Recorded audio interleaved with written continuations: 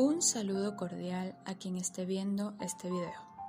Les habla Rosalinda Méndez, estudiante del programa Samuel Robinson de la Universidad Central de Venezuela y aspirante a estudiar medicina. El tema de esta presentación es el trastorno por duelo complejo persistente, también conocido como duelo complicado.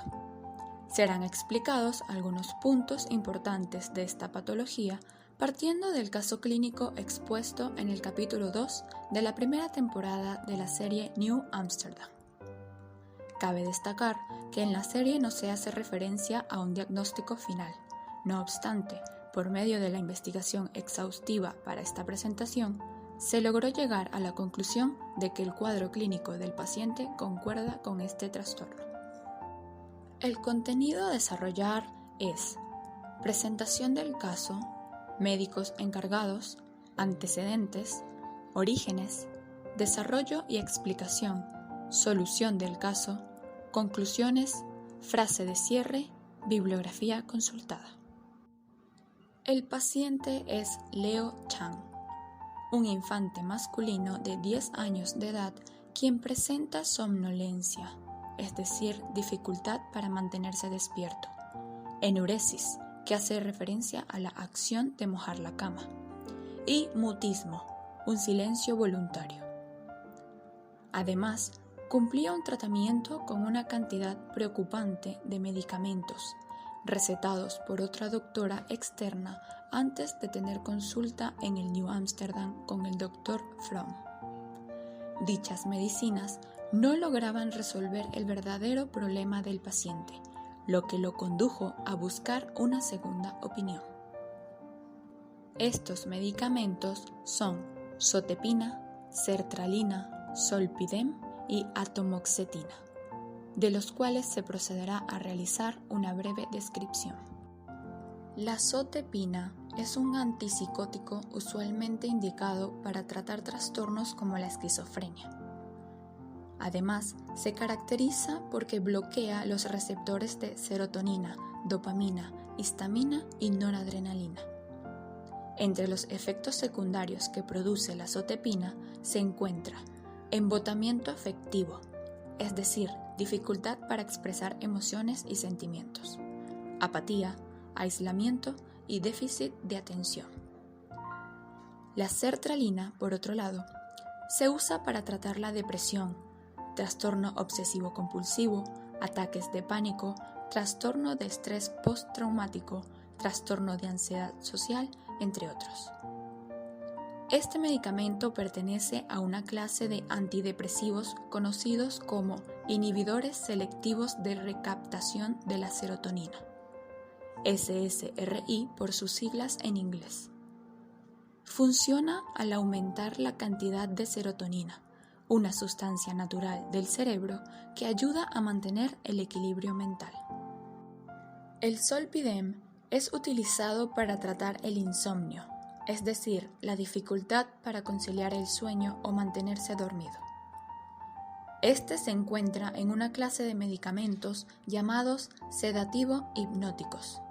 Actúa al ralentizar la actividad del cerebro para permitir el sueño. Puede ocasionar conductas de sueño graves o que ponen en peligro la vida. Por último, la atomoxetina pertenece a una clase de medicamentos llamados inhibidores selectivos de la recaptación de norepinefrina. Funciona al aumentar los niveles de norepinefrina, una sustancia natural en el cerebro que es necesaria para controlar el comportamiento. La atomoxetina se usa como parte de un programa de tratamiento total para aumentar la capacidad de prestar atención y reducir la impulsividad e hiperactividad en los niños y adultos con trastorno por déficit de atención con hiperactividad. En el paciente, causaron efectos secundarios tales como letargia o fatiga, apatía, somnolencia e inicio de diabetes tipo 2, que a su vez resultó en el aumento de peso. Los médicos encargados de este caso fueron el Dr. Iggy Fromm, jefe de psiquiatría, y el Dr. Vijay Kapoor, jefe de neurología. La estrategia que decidieron llevar a cabo es retirarle al paciente todos los medicamentos y someterlo a un programa de desintoxicación, con el fin de liberar su sistema de los efectos colaterales de las diferentes medicinas. Por medio de esto, los doctores esperaban poder encontrar el diagnóstico adecuado para Leo y así aplicar el tratamiento correcto. Antes de mencionar los antecedentes del caso, es preciso indicar lo siguiente. El duelo complicado ocurre cuando, tras la muerte de una persona significativa, la experiencia del sufrimiento que acompaña al luto no sigue las expectativas normales y se manifiesta en un deterioro funcional.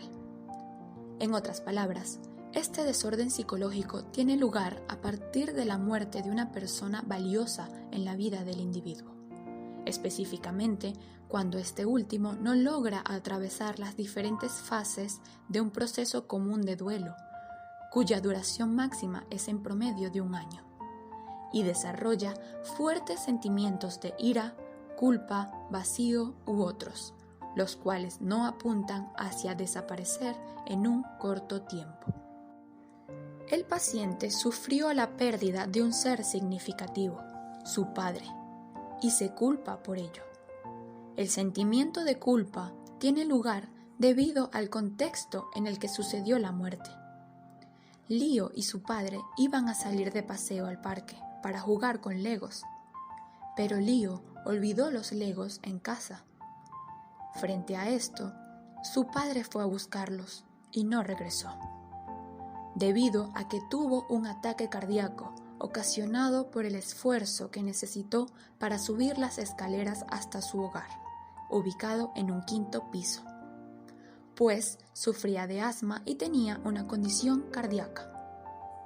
El paciente fue quien encontró a su padre luego de morir y asoció todo al hecho de olvidar los Lego, pues desconocía los efectos de las enfermedades que tenía su padre. En lo que respecta a los orígenes del caso, en el paciente Leo Chang se puede indicar que este trastorno tuvo origen con la muerte de su padre. La causa principal puede atribuirse a la buena relación que llevaba el paciente con su padre y el fuerte vínculo afectivo que compartían, volviéndolo una persona significativa. A pesar de los años transcurridos después de ese suceso, permanece en Leo ese sentimiento de culpa, debido a que se siente completamente responsable de la muerte de su padre, aspecto que dificulta en gran medida el proceso de superación de la pérdida. Leo no expresó síntomas de duelo complicado, sino hasta que un comentario malintencionado de un compañero en su escuela lo impulsó a desatar su ira contenida, hecho por el cual la psiquiatra escolar le receta los medicamentos mencionados anteriormente para calmar su temperamento, sin ahondar en la verdadera causa del ataque de ira del paciente. A raíz de esto, el paciente continúa sin superar la muerte de su padre y no puede expresarse correctamente, ya no solo debido al trastorno por duelo complejo persistente, pues ahora ese factor se ha unido a los efectos colaterales de la medicación. Situación que perdura hasta el momento en el que la madre de Leo, al observar en su hijo los efectos secundarios de las distintas medicinas, como somnolencia y enuresis, decide acudir al New Amsterdam para que Leo tenga una consulta con el Dr. Fromm. Luego de todo lo mencionado anteriormente, es necesario indicar ¿qué es el duelo complicado? Primero definimos duelo. El duelo es un proceso con el que se logra la adaptación para recuperar el equilibrio personal a nivel emocional, cognitivo, físico y social. Dicho proceso funciona como respuesta esencial del ser humano ante una pérdida. Un duelo normal consta de periodos de dolor, aturdimiento e incluso culpa o ira, que gradualmente se alivian, haciendo posible aceptar la pérdida y seguir adelante. En este orden de ideas, el trastorno por duelo complejo persistente o duelo complicado, surge cuando dichos sentimientos, en lugar de aliviarse con el tiempo, se acentúan, lo que termina ocasionando inconvenientes para la recuperación y superación de la pérdida. Según Herdman 2012, algunos de los síntomas presentes en pacientes con duelo complicado son los siguientes: reducción de la sensación de bienestar, sentimientos de ira, autoculpabilización, desvinculación con los demás, ensimismamiento, entre otros. Además, de acuerdo con la misma autora, los principales factores relacionados a este trastorno son la muerte de una persona significativa, la inestabilidad emocional y la falta de apoyo social. Cabe destacar que este trastorno debe ser tratado por especialistas en el área de la salud mental, siendo necesaria la consulta con expertos en distintos campos, como neurología, en algunos casos.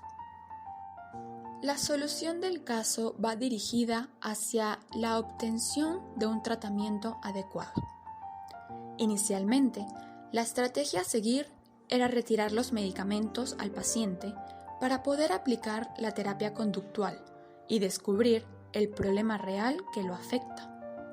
No obstante, surgió un inconveniente, y fue el hecho de la obligación legal que tenía el paciente con respecto a tomar sus medicamentos para poder asistir a la escuela, pues de no seguir con el tratamiento no tendría posibilidad de pertenecer a ninguna escuela pública en su comunidad. Frente a esta situación, los doctores encargados del caso decidieron luchar por la oportunidad de brindarle el tratamiento adecuado a su paciente, pues sabían que necesitaban la obtención del diagnóstico correcto luego de una evaluación sin influencia de las medicinas. Es de esta manera como llevan al ámbito legal este desacuerdo, comenzando un juicio en contra de la psiquiatra escolar que recetó los medicamentos al paciente. Juicio que terminan ganando, después de oír la perspectiva del paciente sobre el altercado que dio origen a su medicación, pues todo recae en el sentimiento de culpa hacia el hecho de la muerte de su padre. Además, el argumento del Dr. Fromm es que el paciente necesita procesar la culpa y no podrá lograrlo mientras se encuentre medicado. Debe poder hablar con alguien, expresar sus sentimientos, inquietudes, etc., lo cual no es posible estando bajo la influencia de los efectos secundarios ocasionados por las diferentes medicinas. Finalmente, los doctores Fromm y Kapoor ponen en marcha el proceso de desintoxicación del paciente, resultando en una mejoría del estado de fatiga y apatía.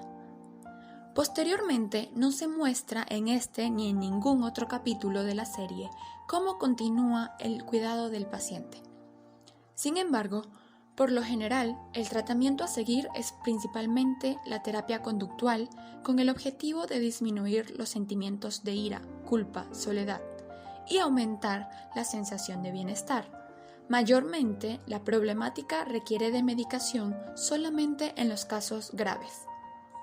Además, es preciso resaltar la importancia del acompañamiento familiar, pues la presencia de una buena red de apoyo es crucial para la mejora en personas con duelo complicado. Para finalizar, es preciso resaltar la gran importancia recaída en el hecho de indagar mucho más allá de lo visible superficialmente, pues con frecuencia el verdadero problema que afecta a un paciente no se encuentra a simple vista. Del mismo modo, la perspectiva interdisciplinaria o integral permite abordar el caso desde diferentes puntos de vista. Debido a esta razón, se vuelve pertinente la consulta con especialistas de diferentes áreas, pues mientras más amplio sea el campo de visión, mayores serán las posibilidades de obtener un diagnóstico adecuado. Además, en las personas que sufren de trastorno por duelo complejo persistente, no necesariamente se presentan todos los síntomas, pues el duelo es un proceso diferente para cada persona. Lo importante es saber identificar cuándo se han intensificado los sentimientos del duelo, con el fin de tratar a tiempo el trastorno. Por último, es de suma importancia que al momento de sufrir una pérdida de alguna persona significativa o que le suceda a alguien cercano, se entiendan los sentimientos que se van desarrollando en el duelo y se comprenda los distintos niveles de normalidad de los mismos. En este sentido, será menos complicado identificar si estos se alivian o acentúan, lo cual permitiría buscar ayuda a tiempo.